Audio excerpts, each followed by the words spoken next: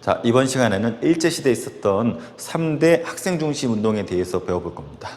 첫 번째, 3.1운동에 대해서 배워볼 거예요. 3.1운동 우리 너무나 잘 알고 있지만 간략히 소개를 하겠습니다.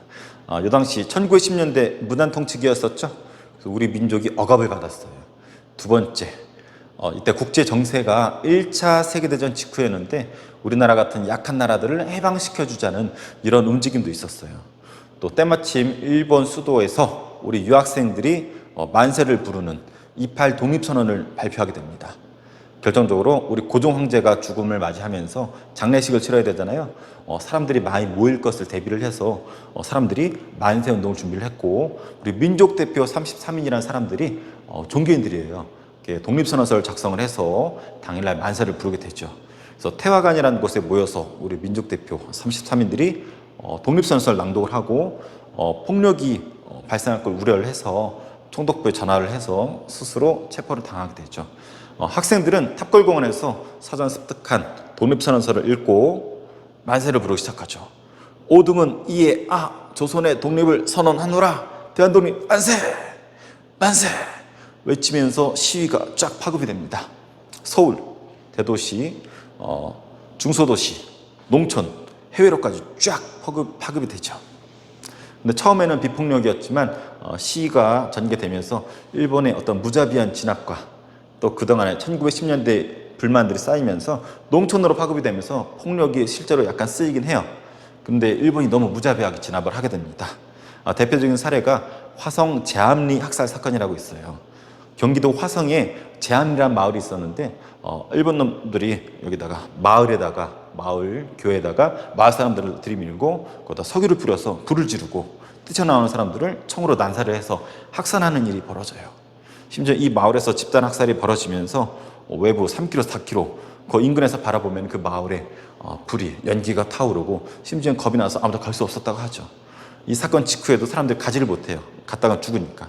그래서 스코필드라든지 일부 우리나라 들어와 있던 외국인들이 가서 그 유해도 수습을 하고 관련된 부분을 증거로 좀 남겨놓기도 하고, 이런 부분이 뒤늦게 알려지면서 우리한테 지금 알려져 있는 가장 대표적인 학살, 화성 제암리 학살 사건도 있죠. 또 우리 3.1운동 하면은 유관순 누나 있죠. 유관순, 우리 특히 충남 사람으로서 천안 출신 유관순 알아둬야죠. 너무나 잘 알겠지만 간략히 소개하면은 이화학당에 입학을 하죠. 지방의 선교사의 추천으로 인해서 이화학당, 지금 이화여대라고 할 수 있겠죠. 거기 입학을 했는데 서울에서 만세운동이 벌어지니까 거기서 만세를 부르다가 학교가 휴학을 하게 되고 고향인 천안으로 내려와서 아운의 장터, 천안에 아운의 장터라고 있어요. 병천 부근에. 거기서 사람들과 함께, 부모님과 함께, 가족들과 함께 만세를 부르기 시작하죠. 근데 이 만세 시위를 일본이 무자비하게 진압을 하게 됩니다. 이때 아버지, 어머니, 친척들이 일부 죽게 되죠. 총에 맞아 죽기도 하고 칼에 찔려서 죽임을 당하기도 하고, 유관순은 그 현장을 잠깐 모면했었지만 나중에 동생이 우려가 돼서 나타나서 끌려갔었다고 이렇게 알려져 있죠. 그래서 재판을 받아서 징역을 받게 되고 서대문 형무소에 갇히게 되죠. 근데 서대문 형무소에서도 3.1운동 1주기를 맞이해서 사람들을 규합을 해서 만세 시위를 또 하게 되고, 일본이 악랄한 고문을 통해서 우리 유관순 열사가 거기서 죽임을 당하게 됩니다. 심지어는 그 유해도 지금 정확히 어디인지 잘 알 수 없다는 이런 소문도 있어요. 유관순 열사 우리 얼굴 사진 많이들 봤을 거예요. 이렇게 좀 통통한 케이스인데 실제 얼굴은 그렇게 통통하지 않다고 해요. 고문을 받은 그 흔적 때문에 부어서 이렇게 부었다고 하죠. 그래서 유관순 열사로 알려져 있고, 나중에 진짜 다 끝나고 스님 별도로 유관순을 따로 안내를 해줄 거예요. 소개해 줄 거예요. 자, 3.1운동 끼친 영향. 첫 번째, 임시정부가 탄생을 합니다. 3.1운동이 곳곳에서 만세를 벌어졌지만 중앙에서 통제하는 기구가 없었어요. 그래서 어느 날은 여기, 어느 날은 여기 너무 산발적으로 따로따로 움직이니까 효과가 많이 약해졌어요. 그래서 중앙에서 통제하는 임시정부가 생기고, 두 번째, 일본이 통치 방식을 약간 유하게 문화 통치로 바꾸게 되고, 세 번째, 다른 나라에도 영향을 끼쳤습니다. 인도 이런 데 영향을 끼치게 돼요. 그래서 인도의 지도자 네루가 딸한테 쓴 편지가 있죠. 사람 나의 딸아, 아침의 나라 조선이라는 나라가 있다. 일제의 무자비한 저항에 만세를 부르면서 저항을 했다. 딸아, 쩔지 않니? 엄청나지 않니? 이런 부분. 3.1운동, 우리 민족의 의지를 일본에 제대로 알렸었던 3.1운동 꼭 기억해야 되겠죠. 자, 이번엔 두 번째 학생 중심의 운동 60만세 운동입니다. 1926년 6월 10일 또 대규모의 만세 시위가 벌어져요. 이때 배경이 되는 것은 우리 고종의 아들이었던 순종 황제, 대한제국 입장에서 마지막 황제였었죠. 황제의 역시 장례식이 치러집니다. 역시 3.1운동 때처럼 많은 사람들이 또 모이게 되겠죠. 또 이걸 이용해서 만세를 준비를 해요. 근데 역시 일본도 바보가 아닌지라 3.1운동 때 당한 부분이 있기 때문에 다시 한번 만세 운동이 벌어질 거 알고 삼엄한 감시를 하죠. 그래서 사전에 우리 민족주의 계열과 사회주의 계열이 이렇게 준비했었던 이러한 만세 준비가 발각이 됩니다. 그래서 이번에도 학생들이 중심이 돼서 만세를 부리면서 우리의 독립의지를 만방에 알리게 되죠. 이것은 3.1운동보다는 좀 규모는 작았어요. 서울을 중심으로 만세 시위가 퍼지게 되면서 우리의 의지를 다시 한번 알렸었던 60만세 운동. 뒤에 우리 현대사 배우겠지만 이 6월 10일은 이때를 기점으로 해서 어떤 중요한 일이 있으면 6월 10일을 어떤 날짜로 정해서 이렇게 큰 시위를 벌인 일들이 뒤에 자주 벌어지게 됩니다. 그래서 60만세 운동, 순종의 장례를 기해서 일어났었다는 부분 기억해 주세요. 자, 이번에는 세 번째 학생 중심의 운동, 광주 학생 항일 운동입니다. 선생님 큰 집이 저 광주에 친척이 있어요. 갔더니 우리 큰아버지께서 이 광주 학생 항일 운동에 대해서 그렇게 강조를 하는데 난 처음에 뭐가 그렇게 중요한지 몰랐는데 나중에 공부하고 보니까 큰 의미가 있어요. 3.1운동 이후에 두 번째로 큰 규모의, 그러니까 3.1운동 이후에 가장 큰 규모의 만세운동이었었던 거죠. 계기는 우발적인 충돌이었어요. 물론 그 평상시 때 우리 민족이 일본에 대한 좀 억울함, 반감 이런 게 있었죠.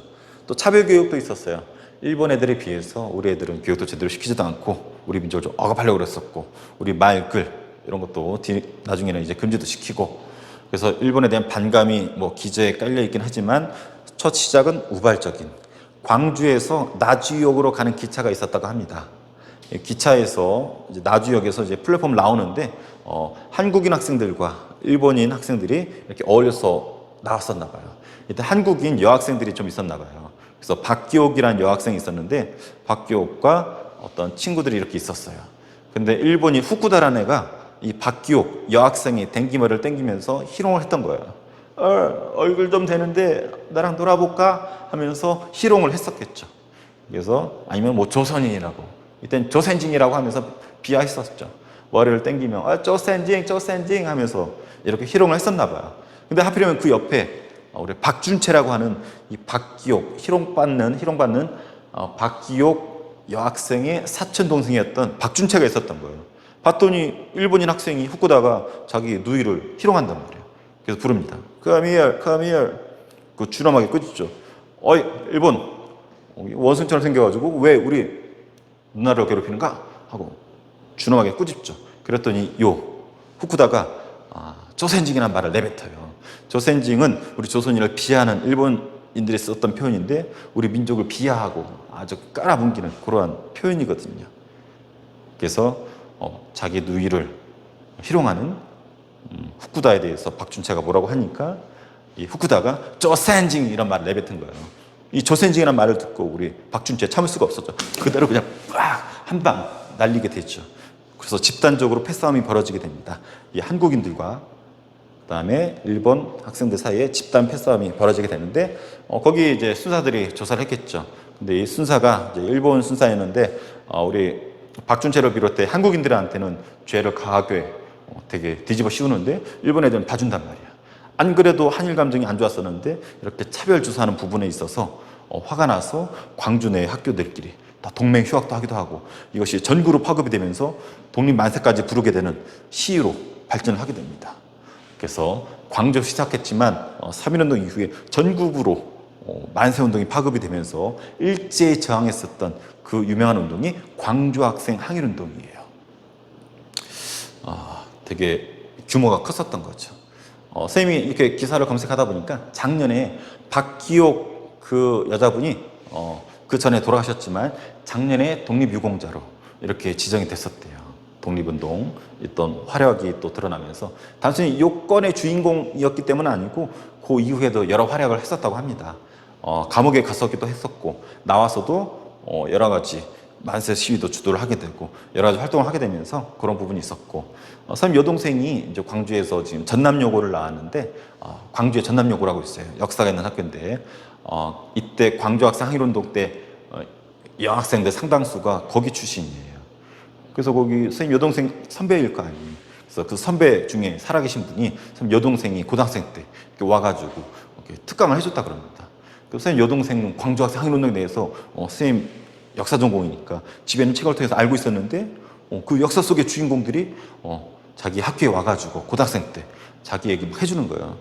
그때 말이지 박준채가 이렇게 선빵을 날렸는데 이거 훅 날아가고 또 내가 얼굴 또 됐잖아 하면서 이렇게 얘기를 해주는데 선생님 여동생이 되게 신기했었다라고 역사 속의 인물이 그렇게 나온 부분이 신기했었다라고 얘기했던 부분이 선생님 기억에 남나요. 그래서 꼭 기억해 주세요. 광주 학생 항일운동 3.1운동 이후에 규모가 가장 컸었던 만세운동이고 일본의 식민교육 차별에 대해서 저항했었고 식민지집에 대해서 저항했었던 가장 대표적인 학생 중심의 운동이었었다는 거. 광주 학생 항일운동 꼭 기억을 해주세요.